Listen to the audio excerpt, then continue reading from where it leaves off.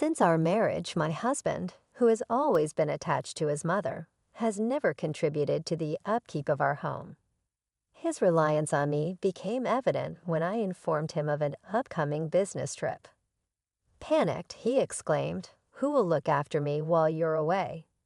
After a heated discussion, I proceeded with my week-long journey. Upon my return, I discovered a note next to the completed divorce documents, which read, "Since you've abandoned the housework, I'm going back to my parents. Consider the divorce papers and think it over." This infuriated me. His audacity to threaten divorce was unacceptable.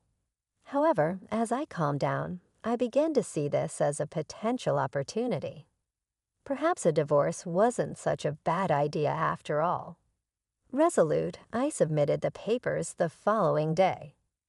The next morning, my bewildered husband stormed in, demanding, "Where are the divorce papers?" When I told him they had been filed, he broke down, utterly perplexed and crying uncontrollably. I'm Grace, 32 years old, and have been married for just over a year. After completing my studies, I diligently climbed the corporate ladder at a prominent company. Amidst the hustle of my work at the agency, I met Edward, a softly spoken man a few years younger than me. We soon connected over several outings, and his respectful and understanding demeanor during our courtship led me to believe he could be the one. When he eventually proposed, I was overjoyed, eager to embark on a lifelong journey together. However, our marriage unveiled challenges I had not foreseen.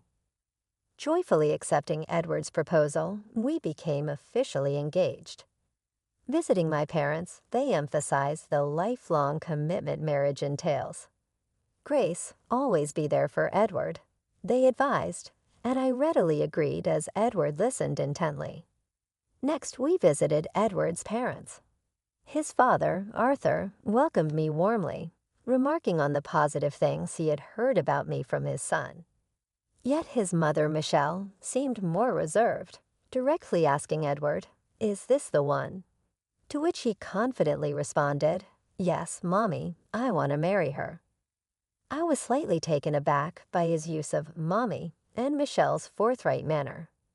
Quickly, Arthur intervened, saying, "Enough, Michelle. Edward has had a relatively smooth ride so far. However, he may prove to be somewhat of a challenge going forward." I responded with assurance. I adore Edward's gentle side, and I know we support each other. Arthur then turned to Edward, urging him, "Starting a family is a big deal, son. Step up and keep her happy." Edward, looking earnest, nodded in agreement. Our meeting concluded, and not long after, Edward and I celebrated our union with a low-key wedding. To our delight, my parents gifted us a condo where we embarked on our marital journey.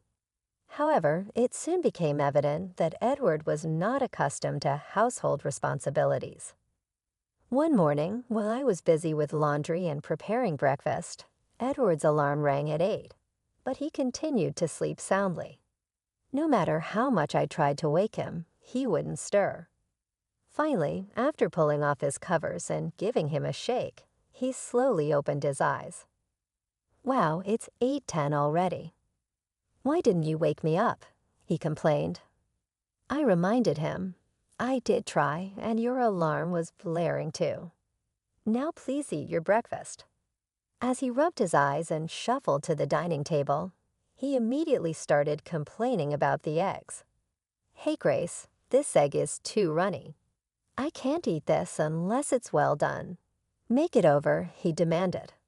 Caught while hanging laundry, I tried to hold back my irritation and snapped, "Then don't eat it." "Why would you say that? And this coffee, it's scorching hot."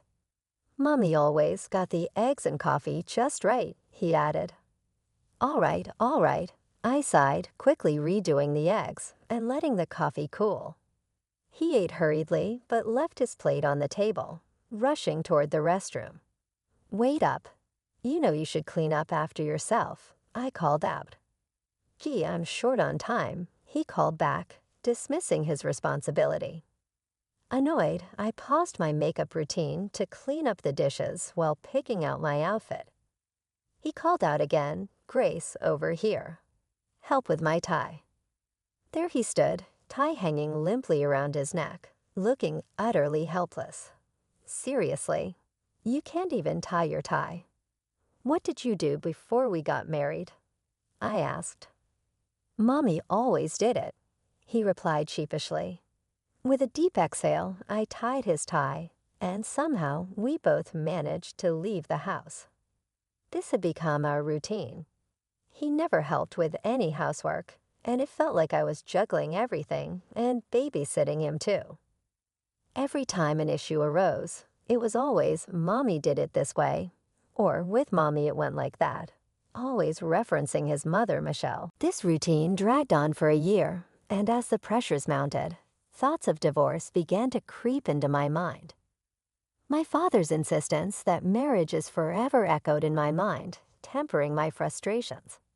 However, an unexpected hiccup at work led to my being assigned a week-long business trip starting the next day.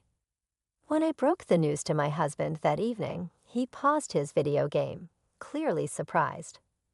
"Hold up, a business trip for a whole week? It's out of my hands." "Work's calling," I explained. "No way. Who's going to cover for you here for a week?" he asked, irritation seeping into his tone. "You'll have to step up. It's about time you got a grip on the household duties," I responded. At that, he sat down, his controller in hand, and locked eyes with me. Isn't the wife supposed to care for her husband and the house? Are you just bailing on that? His question dripped with outdated expectations. Seriously, that's such old school thinking. We both have jobs. We should be a team, I countered. That's not how I see it. Mommy was always on top of things at home, he retorted. But I couldn't help but point out she was a stay-at-home mom, and honestly, it's kind of odd to hear an adult man constantly talking about Mommy. He bristled at this.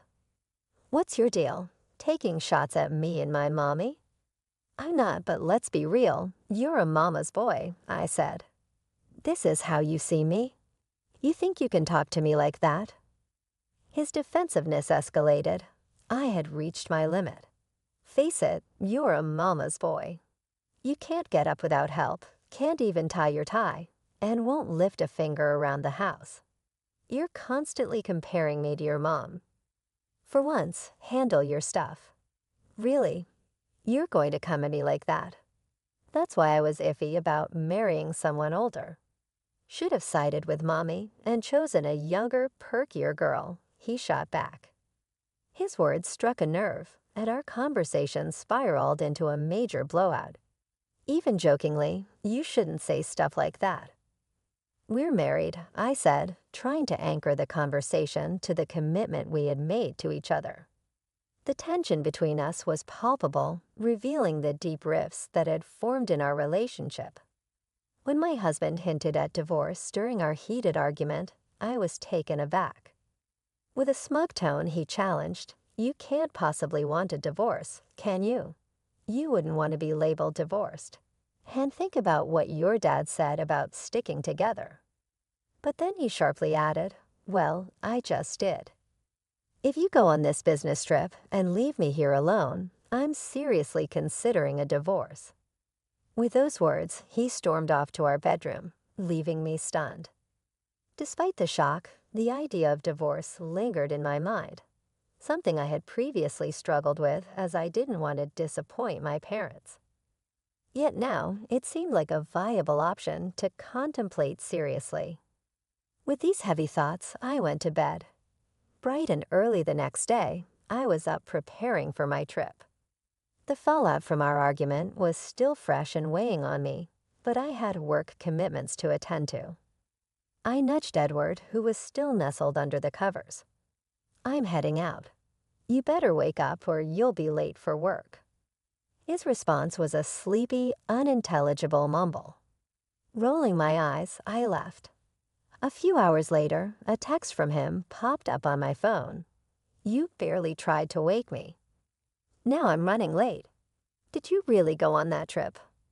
I quickly texted back, I did wake you up.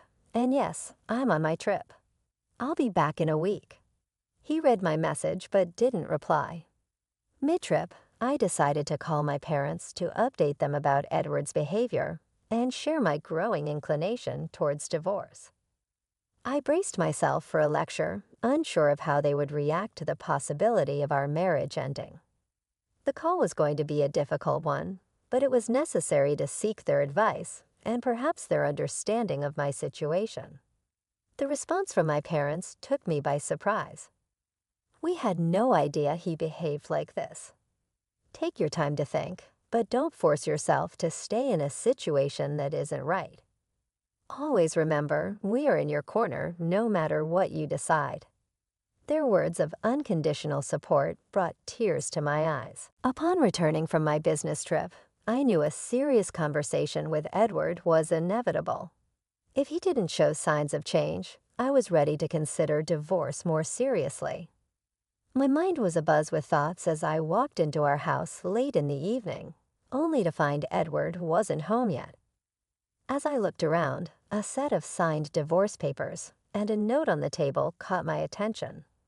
The note read, "Since you ditched the housework, I'm heading back to my folks. Check out the divorce papers and think things over." Reading this, my initial reaction was rage. How dare he threaten me with divorce? But as my anger subsided, I began to see the situation differently. Maybe this was an indication that ending things might not be such a bad idea after all. With that realization, I decided to file the papers. When the divorce was finalized, I felt as if a heavy weight had been lifted from my shoulders. That evening, I went to bed and slept more soundly than I had in a long time. The next morning, as I enjoyed a peaceful cup of coffee, the door swung open, and in walked Edward, clearly upset. "Why didn't you come to my parents' place to apologize? What's gotten into you?" he demanded, his temper flaring. Then, noticing the empty spot where the divorce papers had been, his expression shifted from anger to shock. "Hold on, where are the divorce papers?" "Oh, I filed them," I calmly responded. "You did what?" He looked as if he had been slapped. "You went through with it." "Thanks for signing them. It made everything smoother," I said. "You can't be serious. Did you go all the way? Have you lost your mind?" he exclaimed, unable to hide his astonishment at my decisiveness. Seeing how composed I remained, he lost his cool completely. "That's it, I'm calling my parents." "Sure, knock yourself out," I replied, undisturbed by his threat, knowing I had made the right decision for myself. An hour after the confrontation with Edward, his parents, Michelle and Arthur, arrived at our apartment. Michelle immediately spotted me and dramatically exclaimed, "You. How could you just divorce Edward like that? What's your deal?" I responded coolly, "If he had the divorce papers all filled out and ready to go, doesn't that suggest he wanted out? Is that a problem?" "How can you be so bold when you're just his wife?" she countered. But before the situation could escalate further, Arthur intervened with a firm, "Enough." The room fell silent. Arthur turned to me. "Grace, can you walk us through what happened?" I agreed and began detailing the ongoing issues, our argument before my trip, and the divorce papers Edward had left for me. I was at my wits' end. It seemed like he wanted a divorce, so I went with it. I explained, maintaining eye contact with Arthur. After a moment of consideration, Arthur was about to speak when Edward interjected. "Mommy, Daddy, come on, can't you see she's out of line? Tell her off." Michelle quickly sided with Edward. "Oh, Edward, my poor baby. She's so hasty. You should reverse the divorce right now." "There's no reversing it. Our divorce is final. We're strangers now," I stated firmly. Michelle's face turned red, and she opened her mouth to respond. But once again, Arthur cut her off. "Zip it, Michelle. He then apologized to me for Edward's behavior. Turning to Edward, whose eyes were bulging with surprise, Arthur continued, "You bonehead. I knew you had issues, but this is next level. Using divorce papers as a threat. Unbelievable. You had it coming." Michelle tried to interject, but Arthur didn't let up. "It's partly on you, Michelle. You spoiled him. Watch out, if you keep this up, I might divorce you too." The tension in the room was palpable as Arthur confronted the reality of the situation, leaving Edward and Michelle at a loss for words. After the intense discussion, Michelle was visibly shaken, her thoughts lingering on the unexpected threat of divorce from Arthur. She murmured to herself, visibly troubled. As Arthur turned his attention back to me, his expression marked by sincere regret, he said, "Grace, I deeply regret the trouble our clueless son has caused you. It's clear he has a lot to learn. Please move on and find happiness in your life." Arthur implored with genuine concern. Thanking Arthur for his understanding, I watched as he left, taking a dejected Edward with him. It wasn't long before the news spread throughout our circle. Arthur had decided to cut financial and emotional ties with his son, a drastic step meant to push Edward towards self-sufficiency. After a while, Edward's life took a downward path. He moved into a modest and somewhat neglected apartment, marking the first time he truly lived independently. The transition was far from easy, as his new home quickly descended into chaos, mirroring the disorganization of his personal life. Faced with no one to rely on and his habitual tardiness catching up to him, Edward soon found himself without a job. Simultaneously, the dynamics within his family deteriorated further. Michelle, who had always been deeply involved in Edward's personal affairs, repeatedly crossed boundaries, leading to a serious falling out with Arthur. This ultimately resulted in their separation, with Michelle moving in with Edward, both of them struggling to find stability. They resorted to taking low-end jobs, their lives marked by a series of unfortunate events and poor choices, with no clear path to improvement. In contrast, my own life took a markedly different turn. Freed from the daily stresses and emotional drain of my relationship with Edward, I found myself alone in our condo, which now felt surprisingly spacious and full of potential. With renewed energy and focus, I dedicated myself wholeheartedly to my career. At my workplace, I experienced a flourishing professional life. Feeling emancipated and hopeful, I wholeheartedly embraced my newfound autonomy.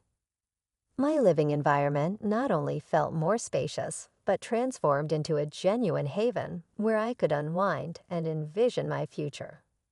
The enhancement in my work life was tangible, and I approached each day with a sense of enthusiasm and eagerness for what the future held. The stark contrast between my thriving circumstances and the deteriorating situation of Edward and Michelle was evident. Although they were no longer a part of my life, the lessons gleaned from our shared journey profoundly resonated, reinforcing my dedication to personal growth and contentment.